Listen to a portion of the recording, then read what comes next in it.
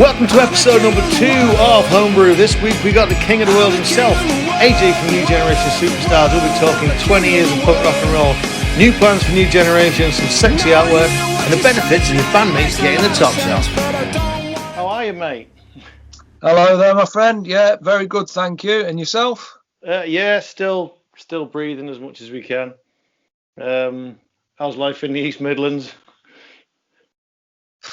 It's pretty much the same here as it is anywhere, I think. It's still really locked down, and for the most part, everyone's doing as they're told. I think the worst side of it is people are starting to get a bit of cabin fever now. The pressure's on. It's on. Building. Yeah. So have you guys got into managed to rehearsal at all? I mean, we managed to, I think, in the last year. So I don't know if you might have done a bit better than us. Well, the year started off, in all fairness, absolutely blinding. We played 3 sold-out shows in Germany with the New Roses. Ooh, and nice. We thought that was going to be the start of a great year. And unfortunately, it just sort of nosedived from when we got back. We got back and we carried on. We just started writing sort of getting the album mixes where we're happy with them, so we start recording. Nice. And then we went into the main lockdown where everything was completely shut down. And if I'm honest, I lost heart in all of it. That I'd been busting a gut for the last however long it had been, and to go from that to zero, I was like, but I got back into it and finished off a bunch of stuff that we'd been working on. Then they relaxed the laws a little bit, and we actually relaxed the rules a little bit. We actually got in the studio for about 12 weeks, and we managed to also get into the recording studio as well and actually start laying the tracks down. So we've got about 8 tracks in, I think, into the new album. All right, so you've got a decent chunk of it done then. Yeah, I think we're just toying at the minute. I think that there's 25 songs written. We're just trying to decide what's going on it. Which ones are going to make it. So actually, on that news, you have got a new single out at the minute. I've seen your video. Yeah, Goodbye 2020. It was first single off the new album. It seemed fitting to bring that one forward. That wasn't initially going to be the first single, but with how disastrous the end of last year was, and we tried to put a positive spin on a bad situation, and it just felt right to release that as the first single. So we went back into the studio, finished recording it, laid down a bit of extra guitars, a bit more vocals, had it mastered and mixed and mastered, and then got it out. I think it was released on the 15th, I think, of January. Just said goodbye then, yeah. Yeah, I mean, it was, and to be fair, it's had a great response, but it's been 4 years, I think, since King of the World was out. So, but it'll resonate with quite a few people who are stuck at home because we can't get out to gigs. We can't, That was the idea, it's basically the lyrics in the song are just basically the year started off so well, and then just for everybody just went to hell. And by the end of the year, it was like, goodbye 2020. We're done with 2020. And the plans went out the window.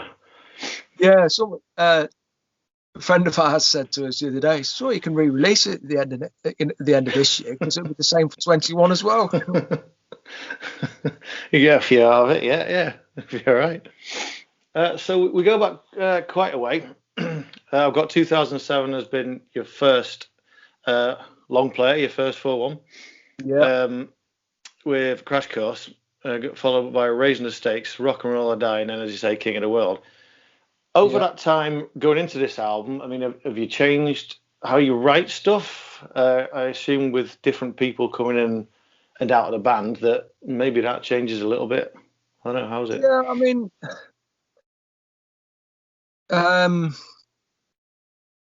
the writing structure stayed the same. I mean, I'll scribble down some lyrics and I'll put together verse and a chorus, and I don't like to say I write the stuff.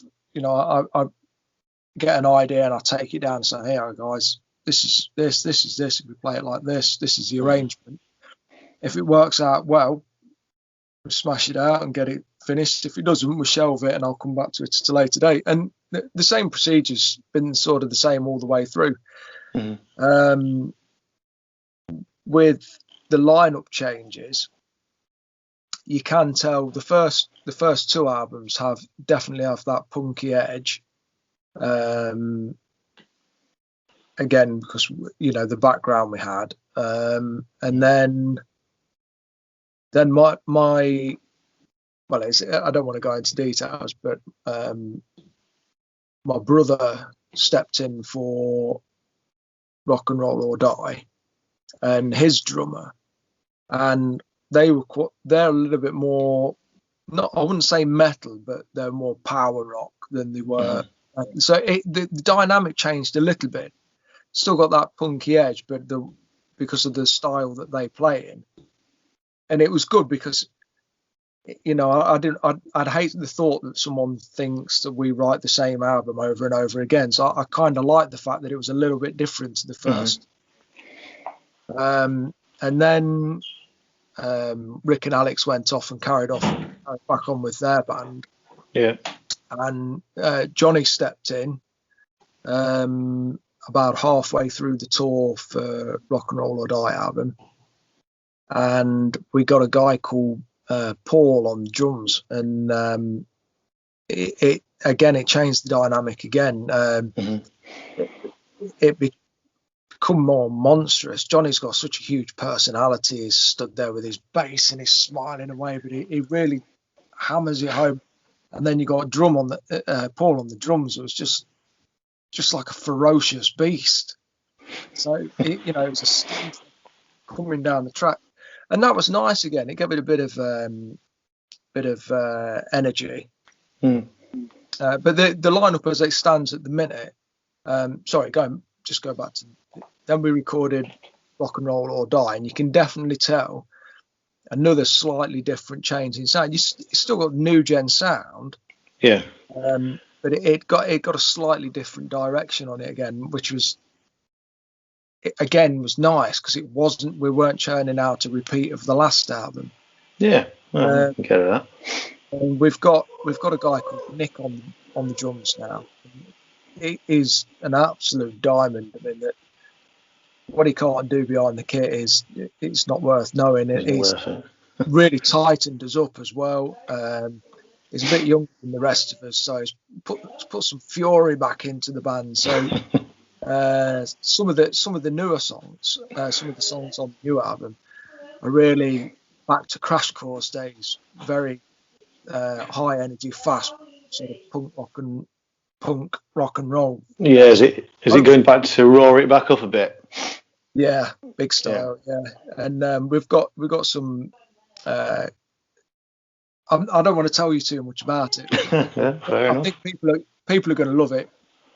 What we've done so far is mind blowing. For me, it's the best stuff we've ever done. So, but we've had, like a lot of bands, we've had a time to sit around and actually finish the songs how they should be finished, rather than get in the studio, get them down quick. No time for mastering, get it off to the you know. A lot of bands often cut short on the mixing and the mastering, whether it's to save money or save time. And I'd be lying if I said we hadn't done the same in the past. Usually it's a time aspect more than anything. Yeah.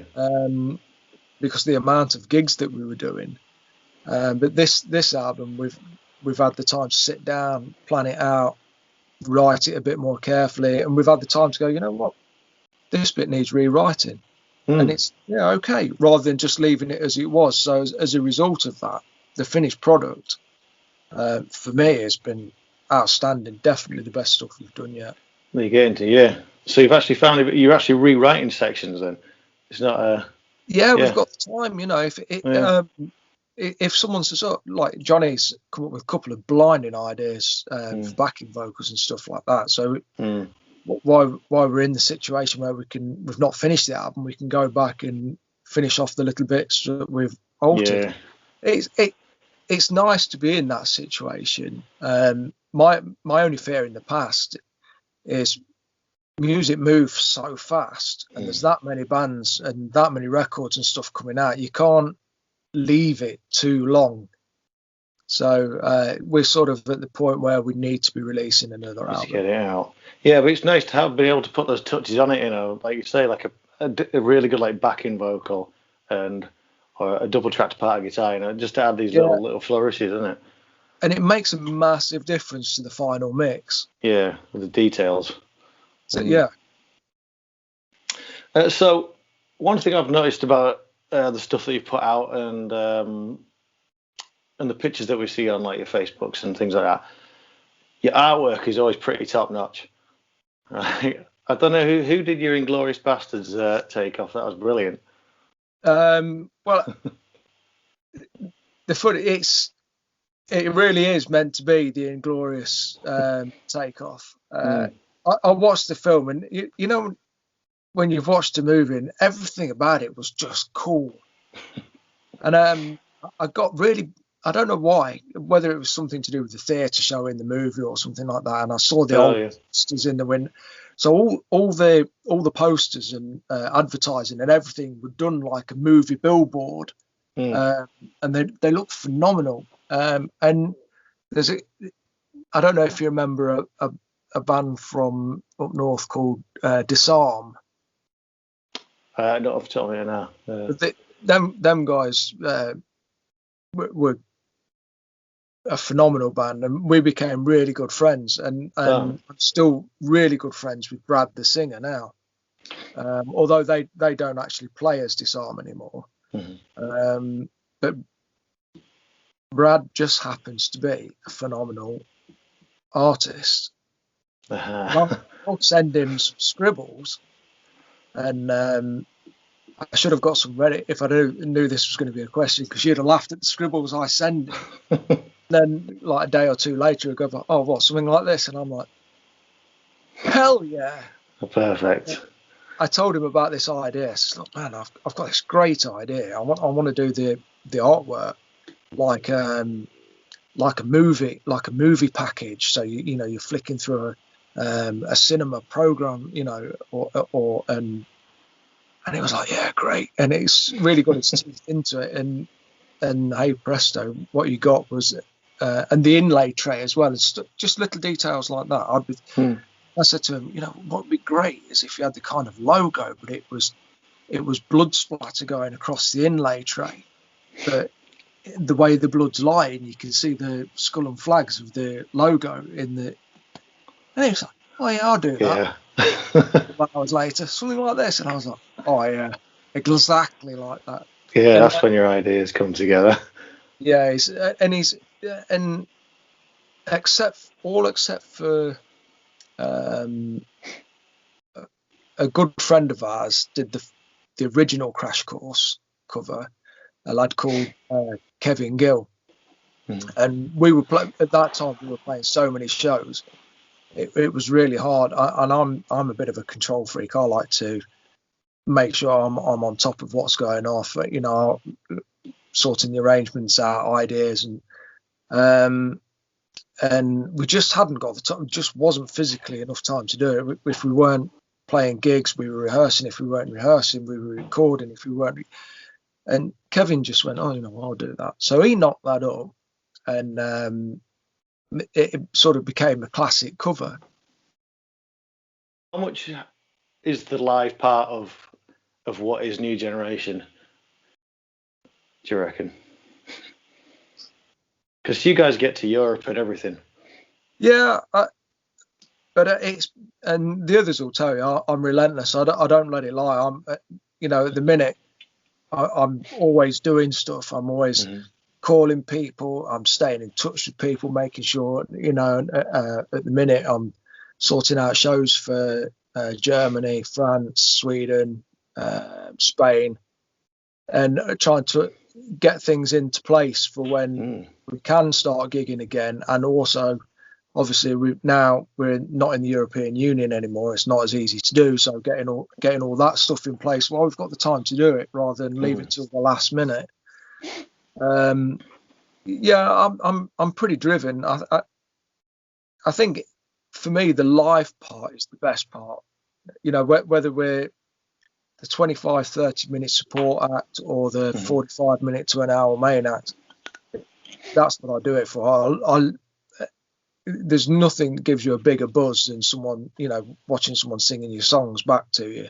Yeah, that's your payback.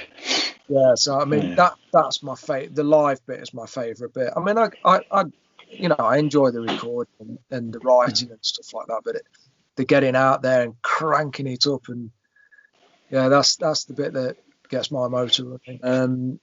Like a lot of bands, you know, I mean, the only reason we're still going 20 years on is because we love doing it. If we were doing it for the money, I think we'd have sacked it off 10 years ago. But, yeah, I agree with that. Yeah, you know, stickers. You got big stickers on your van now. Yeah, sometimes I think the van's more famous than we are. People wave at the van as you're driving by. Oh, there's the new gen van. Yeah. I've seen so many pictures of people's faces next to the new gen van. What are you doing with this? We're only over here. That's the only reason we knew after the gig to turn up and look at the car parks. Oh, yeah, there they are. There it is. I did a favour for Vane, not last year, the year before. That I think they had a trouble with the driver, and Davey called me up and he says, "Hey, Jace, we've got no transport when we come to the UK." He says, "We've got 2 shows. Is there anything you can do for us?" And I went, "Well, I can always give you. It's not, you know, a fancy coach or anything like that, but I can come and pick you up in the rock bus and we can go old school." He was like, "Dude, anything's better than nothing." And you know what? It was such a laugh. They were all so funny. It was like, God, do you remember the days when we used to have to do this? And I'm thinking, geez, I still have to do this, you know. Yeah. But then we're in the hotel, and Dave went, "Geez, AJ, look." And it was like a shining star. You could see the rock bus in the middle of the car park amongst everything else.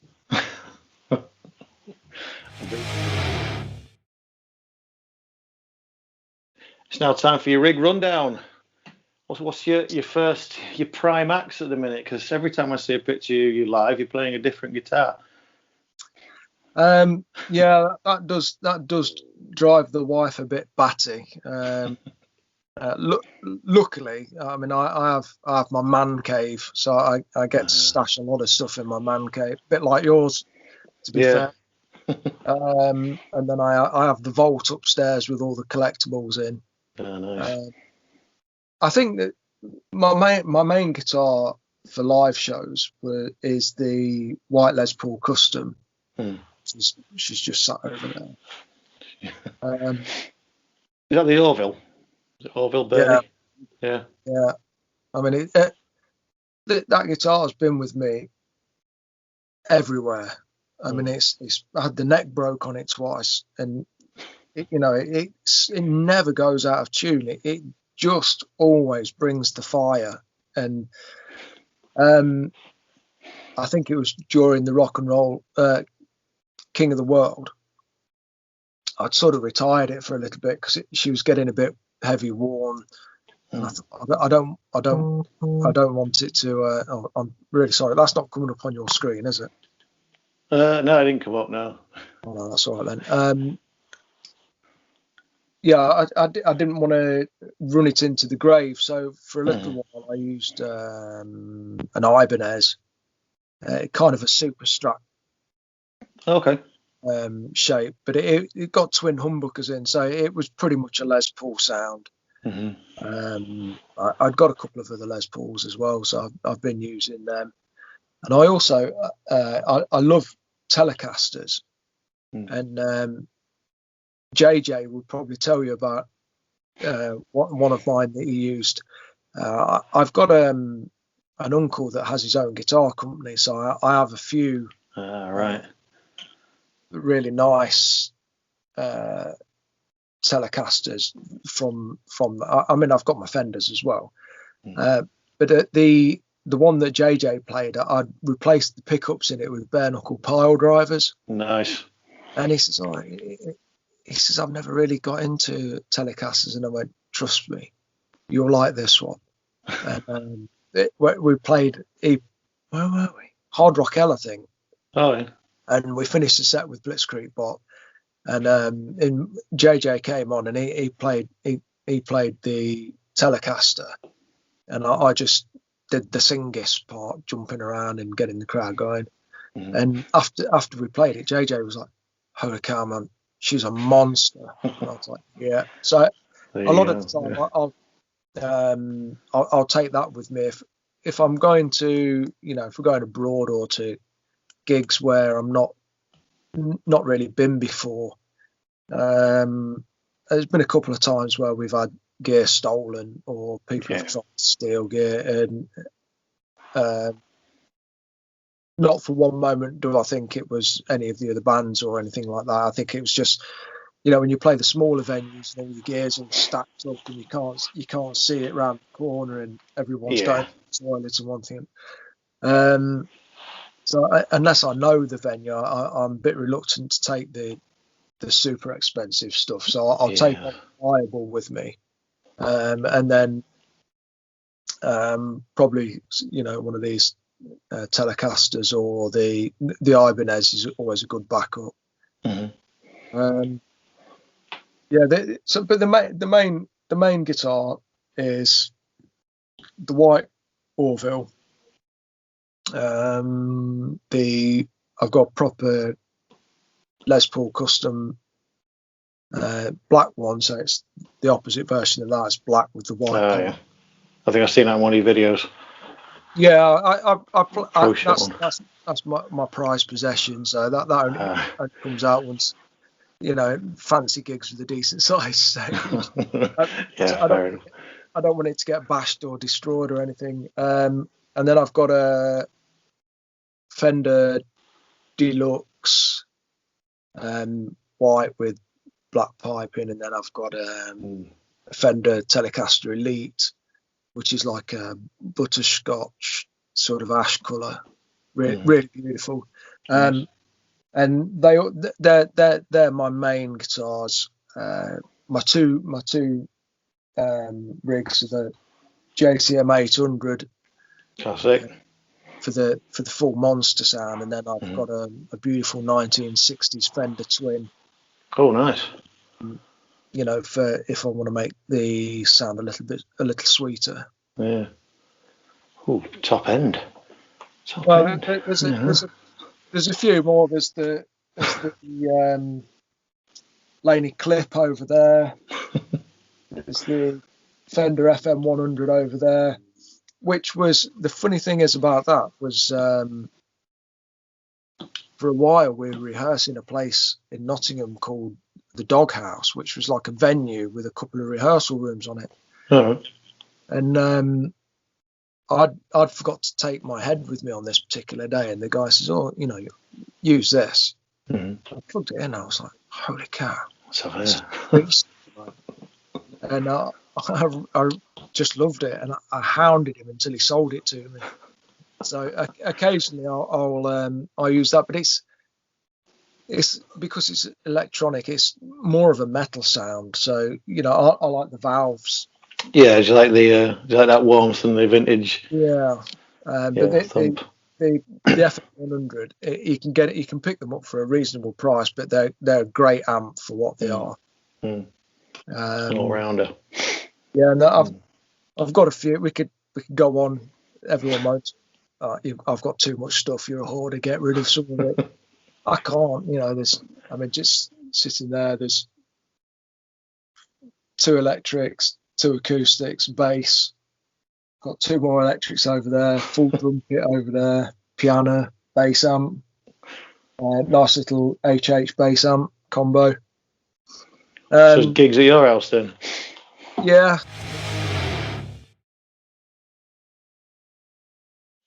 Right, let's get into your 5 at dawn. Your 5 quick fire round. Go on then. I'll try and be as quick as I can. Right. Worst loading. Worst loading. Yeah, always like this one. It was the worst loading, but one of the coolest gigs. It was with Paul Black's LA Guns with Tracy Guns. And it was the night, a venue called the Night Owl. And the venue itself was like an awesome venue. We got there and the stage manager and everything was waiting for us. And he was like, right then, lads, load in. And he says, you have to be a bit careful. There's no overloading this and no overload. What are you talking about? And there's this really rickety old, I mean, it was a goods lift. Oh, right. It was in this really ropey old cage. It wobbled up and down as it went up and down. And I was thinking, oh man. But it was otherwise it was either send your gear up in that or lug it up about 16 flights of stairs. Because this venue is at the top of the building. Great show, great sound, everything worked out really well. But yeah, and the loading wasn't as bad as the loading out because obviously by then it's dark and you're dangling all your kit in this old rickety cage. But, yeah, so that was the worst one. There was quite a funny story on that gig actually. I don't know if you've ever been through a stage where, you know, when you're dying for a drink and you have a drink of this and a drink of that and you can't quench your thirst. Paul Black says, oh, man, he says, I got this killer thirst and I just can't. I says, you need a good old cup of tea. He went, no, man, I can't stand this. And I went, you've obviously not had it made properly. So I made him this cup of tea and he was like, oh, AJ, that's the one. And he was drinking this cup. And he actually went on stage with the cup of tea and he was like, cheers to AJ for my cup of tea. And he was like, just needed a brew. Great gig. Terrible loading in and out. Yeah. Shit. Beer, whiskey, or wine? Oh no. Oh man, I like both. Single malt mainly. I like Glenmorangie. Yeah, I do like my single malts, yeah. But I do like my red as well. I'd probably go for the single malt if I had to choose one or the other. Yeah, good shout. Could be an obvious one, but best venue.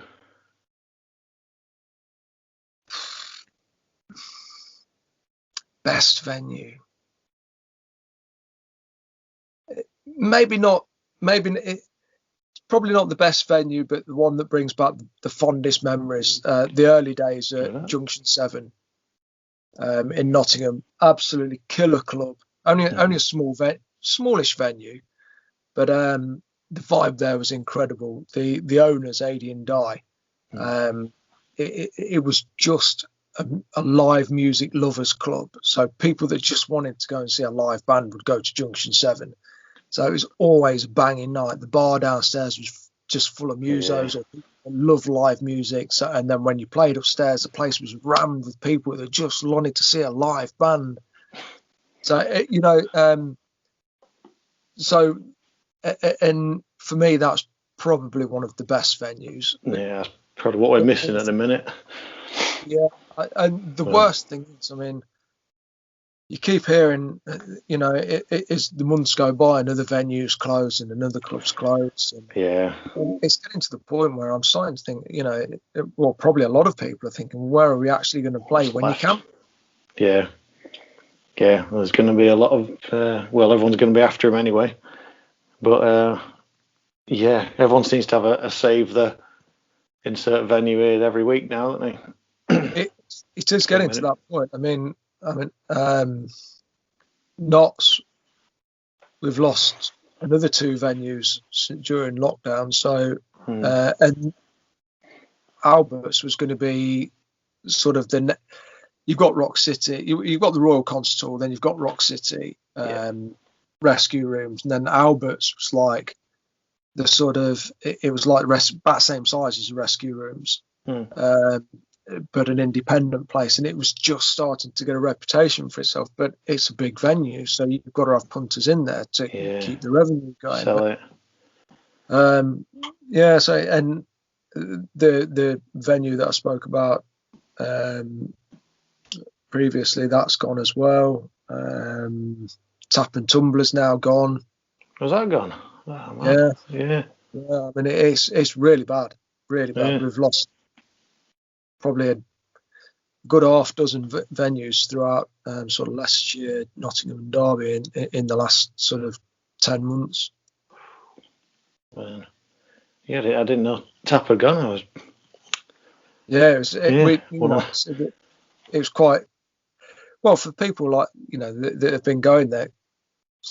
That place has been there for as long as I can remember, and for it to now not be there, it was what the hell's going on? Where are we supposed to go now?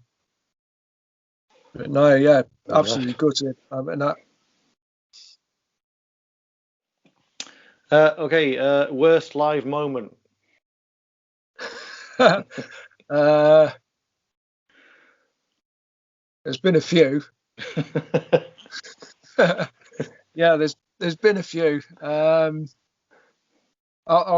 try and be quick. There's three that really spring to mind. The two funniest ones were both with G, the lead guitarist, before Davey. We were playing a gig in a place called the Attic in Leicester, tiny little club, but always a awesome punk club, always an awesome venue. Never had a bad show there. I mean, but the whole of the stage was run off one plug socket. To give you an idea of the kind of venue, there was a huge hole in the roof above the stage, so it's just had a bit of rag draped underneath it to stop the water pouring down if it was raining. Perfect. It's a killer venue, but we were playing this punk show one night, and I don't know what had happened, but G came upstairs and it was like, it's a bit difficult to describe it because are you allowed to swear? Yeah. And he was like, have you seen that bunch of fucking cunts downstairs? I was like, what's the matter with it? He says, anyway, he went on this big rant, and we were having this killer show, and he just went, 2 songs from the end, he went, AJ, hold my guitar a minute. And he took his shirt off, or he ripped his shirt off, and he scrawled across his chest, "Punk's dead, you cunt." And I was like, just want to die at that moment. And sort of everybody for a second stopped, and I thought, man, this is going to go real bad. And but they loved it. Right. I don't know what it did, but it was like a hornet's nest after that. They were buzzing around all over the place. So whether he knew that had caused that reaction, I don't know. But just for that split second, I thought, I didn't want to mess with some of the people in that crowd, but it was funny. There was another show we were playing. I can't remember the name of the club. It was. I was surprised we were playing there. It was quite fancy, but the promoter booked us, and it was 3 or 4 bands on the bill. Yeah. We were the main support, and the sound guy just took a disliking to us. Ideal.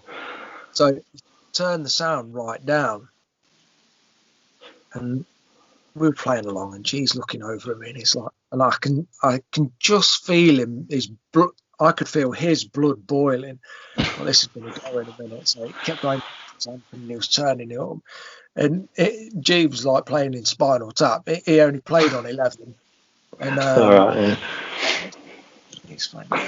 And the guy kept saying what over the speakers while we're playing, you need to turn down.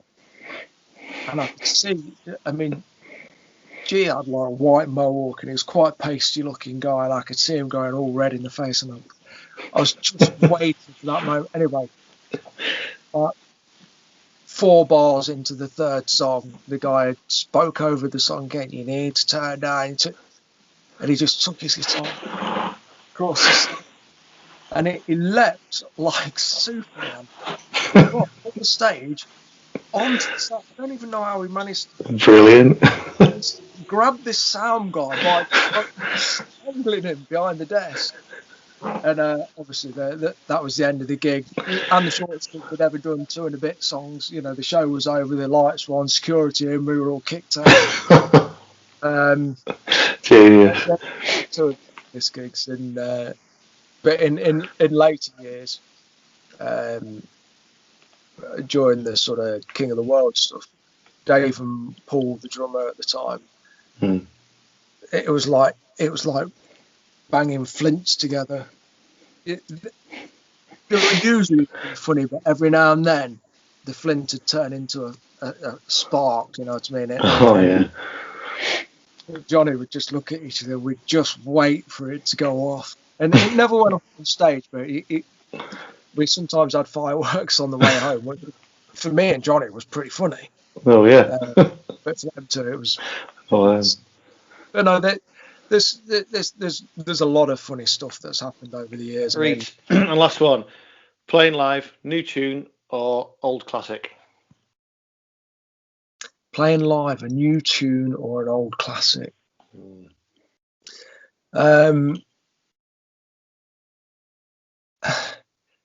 I personally love to play a new tune. But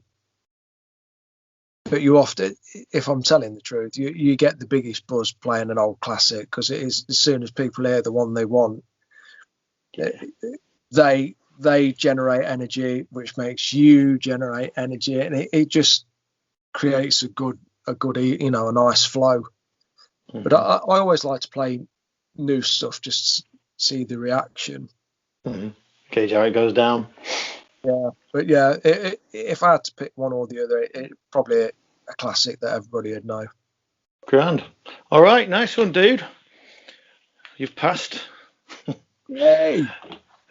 Yeah, there we go. That's all she wrote. So this is your chance if you want to stick in any extra plugs or anything you want us to get out, because we'll put all the links in the descriptions and stuff. So not really, just stay tuned, folks. New album on the way. I don't know if I'm supposed to tell you what it's called, but nah, to hell with it. The album's called I don't know whether I should say it or not. The others would get the because let's not get you in trouble. No, it's called Agree to Disagree. The irony. Yeah, purely on the basis that we had 1,000 album titles, and then Nick just went, you know what, we're going to have to agree to disagree at some point. And we all just went, ding! That's it. That's there the was one. Your light bulb. Yeah, so it was, you know, new drummer, new ideas. So Agree to Disagree will be out later this year, probably preceded by second single. We've got we had a big year planned this year. It's 20th anniversary for us. We're working on an anniversary album. I can't go into too much detail because it's ruined the surprise, but it's there's an anniversary album together. And so far it sounds absolutely fantastic. So that's on top of the new gen album. And the anniversary album, we're working on that. Unfortunately, it doesn't look like we're going to get to tour the new album or the anniversary album until next year, which is a bit annoying. But yeah, new stuff is happening. We are busy, and there'll be at least another video before the summer. And then when live music is back up and running, guys, go see a show, have a good night, keep the venues open, keep the bands going, and love rock and roll for what it is. And that's it. That's a perfect way to sign off. I think that's all I've got to say on the matter. Yeah. Brill, thanks for joining us, dude. No problem, mate. Thanks for having me. We'll catch you in a bit. Take it easy, my friend. Yeah.